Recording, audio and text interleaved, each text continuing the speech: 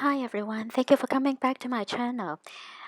In this video, I would like to continue to talk about the Roseline in Paris and extend to Scotland to the north, and to the south is extend to Spain. Okay, let's get started. The French meridian goes, of course, through the capital city of Paris, and it also runs down through the city of Bourges that has long been held to be the center of France, as well as through Amiens, halfway between Paris and the effective north point on the coast. Bourges and Amiens, like Paris, have great Gothic cathedrals. Bourges has an even older history of being an important spot, for it was Roman Avaricum, the capital of Aquitaine, and even before that, way back in the 7th century BC, it was the center of the Celtic kingdom of the Buttigieg Cubi. There is a gold line that has been inserted in the floor of the Cathedral of Bourges to show exactly where the meridian runs. Are we expected to believe that it is a coincidence that the line not only takes in the Visigoth capital at the previously Roman site of Ritz in the south, and the Merovingian capital at the previously Roman site of Paris in the north, but also runs directly through this awesome Gothic cathedral built long before the Sun King's time. Another anomaly is Poussin's painting Le Voyage d'Arcadie II. It is linked to the meridian because of its involvement with the Rennes Chateau story. Whether or not they were the ancient society that claimed, the fact is that a great deal of effort was expended by a group calling themselves Priory of Sion to connect the painting with a site near Le Chateau, at a site if not on, then certainly very close to Meridian. Their message was delivered through the series of leaked documents, such as the now famous dossier secrets, which said that Poussin wished to declare the mystery. In his two pictures, The Shepherdess of Arcadia, there is without doubt the secret of the treasure before which the descendants, country folk, and shepherds of the proud Sicambrian Franks, Ellen, Arcadia Eagle, the Seal of Solomon, and King Midas. When did the map of France become hexagonal? Actually, analysis of the changing shape of the country over the years shows that from the Middle Ages up to the eve of the French Revolution, the shape, rather like a snowflake forming, gradually became more and more hexagonal until she reached the shape she has today. It was also upon the eve of the Revolution that the great cartographic survey of France, begun in the Sun King's time, was finally completed. Then there was the question of how the Louvre pyramids could be a key to all this, when they were built only recently. Planter's map with meridian braid and hexagram, and also Sonia's bookplate give evidence that this scheme was known by some in recent times, which also makes it possible that the builders of the pyramids did have this same scheme in mind. In fact, the Louvre Pyramid Complex was commissioned by President Mitterrand as part of his Grand Travaux or Great Works program, which also include the intriguing monument to the rights of man and the citizen. This monument includes, amongst other things, two bronze figures based on the shepherds in Poussin's painting. a shaft aligned to the sun, due south at the summer solstice, Masonic symbols, and two obelisks. In light of this, it would be difficult to claim that the Grand Travel project, including the Louvre pyramids, lacked occult significance. The Travel project also includes the massive Grand Arc of the Defense in the shape of a giant cube. In fact, the glass pyramid was actually the fulfillment of a long-standing plan for a Parisian pyramid, with various versions of the plan being the Cenote dans le Journal égyptien of Etienne Boulet and the Great Pyramids planted by the Freemason Nicolas Ledoux.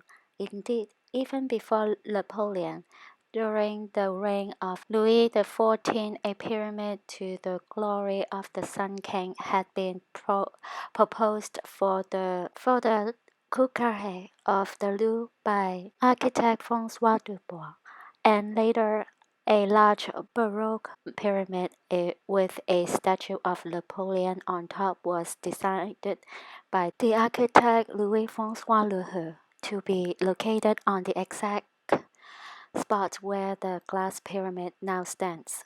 Details of these plans are given in the penultimate chapter of Talisman, the year 2004 book of Beauvoir and Hancock. It seems that whether it was the king or the emperor of a republic, or indeed a 20th century president, was far less important than the real aim to get a Paris pyramid erected here.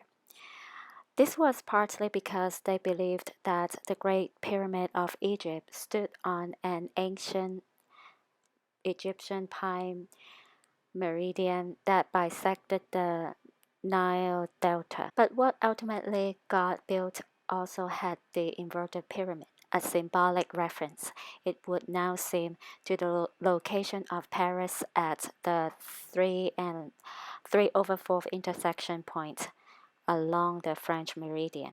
What is this business of the blade and the chalice? We've already seen that Planta's map shows a sword stretched across the map over that Seal of Solomon pattern, which has become associated with the Jerusalem temple, while in the Bible a sword stretched across Jerusalem embodied the wrath of God. Perhaps this is why the sword came to be associated with justice, as personified by the goddess Astrea, for in the Renaissance Astrea was most often shown holding not only the scales in one hand, but also the sword in her other hand. Justice is one of the four cardinal virtues that were mentioned in works of Plato. And this theme was then taken up by Jewish, Christian, medieval, chivalric, and Florentine Neoplatonic traditions. Here at last is a level of research into this business that appeals both to my reason, in that it sheds light on the origins of the concepts in this mystery within both medieval and later Renaissance contexts, and appeals also to my mind, my man's, in the higher Neoplatonic third eye sense. The other cardinal virtues are temperance, strength, and truth. Why do these give us the key to understanding not just the blade, but also the chalice? In Florence, these four cardinal virtues became associated with the four suits of tarot, playing cards, temperance, symbolized by wine being mixed with water, being associated with cups, strength associated with the rods suit, and truth with mirrors, coins. And surprise, surprise, It is a Florentine book dedicated to Catherine de Medici that gives us evidence of a card game in which the four suits were associated in this way with the cardinal virtues. The Florentine church of San Miniato al Monte, dating from the century before, has four angels at the four corners of the ceiling, each carrying one of these emblems of the four virtues, as noted by Paul Husson in his book Mystical Origins of the Tarot. So then the cardinal virtues are associated with the four cardinal directions: east, west, south, north. And we have seen the sword of justice coming from the south and the chalice of temperance in the north. The rod of strength and the mirror of truth must have been in the east and west. And it is intriguing to see how Austria would be associated consequently with the southern end of Meridian, including the Rennes-le-Château region. Legend says the Solomon had a gold ring with the name of God on it, which brought good luck and ward off evil. And this same ring is also behind the name Seal of Solomon, for it was said that the hexagram was the symbol upon it. If the name of the Lord and the hexagram are one and the same, and the Temple of Solomon was built for this name, we could say that the French hexagram was intended to be just such a talisman. In the Bible, the sword that stretched across Jerusalem represented God's wrath towards David because of his transgressions, while the temple David told Solomon to build at a special place was definitely intended to appease this wrath. Just building it would bring health, peace, and plenty in the kingdom. So I think it sounds like the Law of the Rings is based on this part of the Bible. And of course, the Seal of Solomon actually is not a talisman, it's just pagans to gain energy from the earth and from the human society. Now we know the Roseline intersect with the axis of Historique to collect the energies of the sun, moon, earth, and human society. The intersecting point is the entrance of Louvre. So, like in my previous video, let's see, they harvest the sun energy in November. I believe it's on November 6th, which is the starting point of the Earth is entering into the dark phase, which is entering into winter time, the beginning of the winter. At the same time, it's the beginning of the veil getting thin, according to the paganism satanic ritual. So, and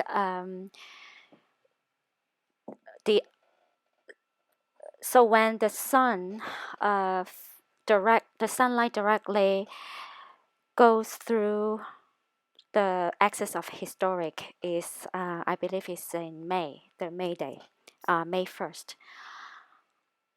And this is the beginning of the summer. So they harvest the beginning of the summer sunlight and harvest the end of the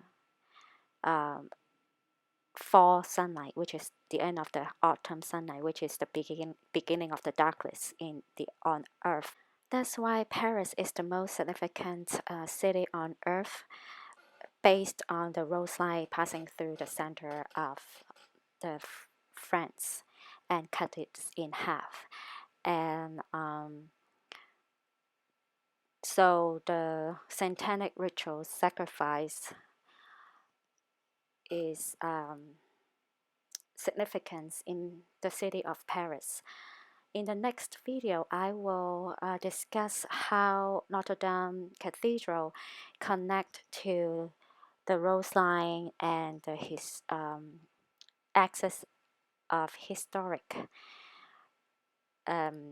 So to enhance the satanic rituals and the satanic sacrifice, human sacrifice, and then harvest the energies from, of course, again, sun, moon,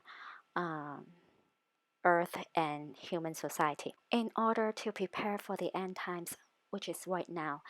And it is significance for them to gain all their energies in order to release Satan and the fallen angels, to help them to regain powers. That's why, like in April, they were trying to burn down the Notre Dame Cathedral while the Passover service. The plan was to burn the cathedral during the Passover Easter service, so that they can kill a lot of people as a sacrifice. But it got intervened by the White Hat Q, which is President Trump. They set the fire before the Passover Easter service when nobody's there during the day, so that they cannot like set the fire during the service when the cathedral is full of people. Actually, that incident saved a lot of lives in Paris. So that's why Paris is the contribute to the end times. It's a part of the puzzle that is involved in the end times for Satan and fallen angels to gain powers, regain their powers. Besides, they sacrifice Princess Diana.